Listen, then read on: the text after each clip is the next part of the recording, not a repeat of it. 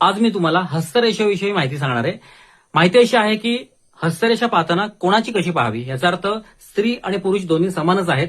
बऱ्याच लोकांचा गैरसमज आहेत की हा उजवा हात येतो पुरुषांचा आहे आणि डावा हात येतो स्त्रियांचा आहे. असा विषय काही नसतो. दोघांच्याही हस्तरेषा सेमच असतात.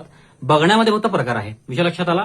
त्याच्यामुळे फक्त एक आहे, उजवा हात आहे तो दैवी मानलं जातं. याचा अर्थ दैवी शक्ती. याचा अर्थ तुम्हाला जर दान सांगितलं गेलेलं आहे, कुठल्या देवाची प्रार्थना करा, भक्ती करा, कुठली शांत करा, काय करा किंवा काय फॉल्ट असेल तर तो हातावर, ह्या उजव्या हातावर बघितला जातो. डावा हात हा प्रॅक्टिकल आहे. तुम्ही एक्झॅक्टली आयुष्यात वागायचं कसं, तुम्हाला कुठला त्रास असेल. बऱ्याच जणांना प्रॅक्टिकल वागायचं कळत नाही. आम्ही थेट सांगतो की आजपासून तू स्वतःला शिस्त लाव आणि समोरच्याला पण लाव, तर ते ह्याचा फायदा खूप होतो. त्याच्यानंतर हस्तरेषा पाहताना महत्वाची गोष्ट, मंगळ जो बघितला जातो ना, तो ह्या भागामध्ये बघितला जातो. प्लस मंगळ, मायनस मंगळ. त्याच्यानंतर हा जो भाग आहे वरचा, हा बघा, हे उंचवडे बघितले जातात. तुम्हाला मी जस्ट माहिती सांगतोय. हे बघा, हे उंचवडे बघितले जातात आणि त्याच्यावर खुणा कुठल्या कुठल्या आहेत. जवळपास 1250 खुणा आहेत, ज्याचा मला अभ्यास करायला 7 वर्ष लागली.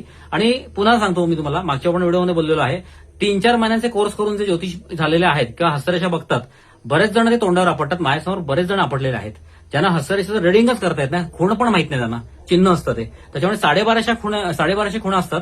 डिटेल्स मार्गदर्शनासाठी तुम्ही पण मला कॉन्टॅक्ट करू शकता. 94 21 14 38 90 किंवा 90 75 66 2003 ओनली व्हॉट्सअप.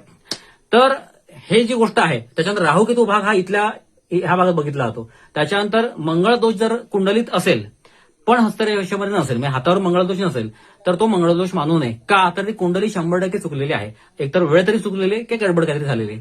कुंडली काढताना म्हणजे ज्योतिषांची चूक नव्हे, देताना चूक झालेली आहे. जन्मवेळ, जन्मस्थळ असा विषय. त्याच्यामुळे हस्तरेषा पाहताना कधी लक्षात ठेवायचा, हा भाग अखंड तळवा बघितला जातो, हा भाग बघितला जातो. त्याच्यानंतर पाठीमागचे दोन्ही भाग, नखाकडला भाग, एवढा भाग. कारण आम्ही जेव्हा हस्तरेषा रिडिंगसाठी आम्हाला जेव्हा विचारतात लोक की दादा तुला ऑनलाईन कसं पाठवायचंय, काय काय पाठवायचंय, तर ह्या भागाचा एक फोटो क्लिअर फ्लॅश काढून मोबाईलचा, हा भागाचा पूर्ण फोटो इथपर्यंत. त्याच्यानंतर ह्या भागाचा पाठीमागचा भाग पूर्ण अत्तर लावतो तो, नखाकडचा भाग अत्तर लावतो तो, हा इकडचा. असे 4 फोटो पाठवायचे असतात. शिवाय कुंडली असेल तर कुंडली, मला काय कुंडली नसेल तर फरक पडत नाही, कारण माझं हस्तरेषेवर जास्त प्रभुत्व आहे. असेल तर कुंडली, हस्तरेषा आणि फेस रिडिंगसाठी फ्रेश चेहरा फोटो, म्हणजे चेहऱ्याचा फोटो, फ्रेश फोटो. जुना पुराणा फोटो पाठवायचा नाही, फ्रेश सेल्फी काढायचा किंवा फ्रेश रेग्युलर फोटो काढायचा. आपण मी नॉर्मल काढतो असा आणि मला पाठवून द्यायचा. तर 94 21 14 38 90 किंवा 90 75 66 2003 ह्याच्यावर तुम्ही मला फोन करू नका. फोन माझे बंद आहेत. डायरेक्ट मेसेज टाका. हाय वगैरे करू नका. हाय केलं तर माझ्याकडून तुम्हाला कुठलाही रिप्लाय येणार नाही. डायरेक्ट थेट मेसेज करा की दादा मला हस्तरेषा बघायची आहे किंवा कुंडली बघायची आहे, मला मार्गदर्शन हवंय. तर हे झालं हस्तरेषेची थोडीशी टिप मी सांगतोय. 3 मिनिटांमध्ये मी एवढंच सांगू शकतो. धन्यवाद, आभारी आहे.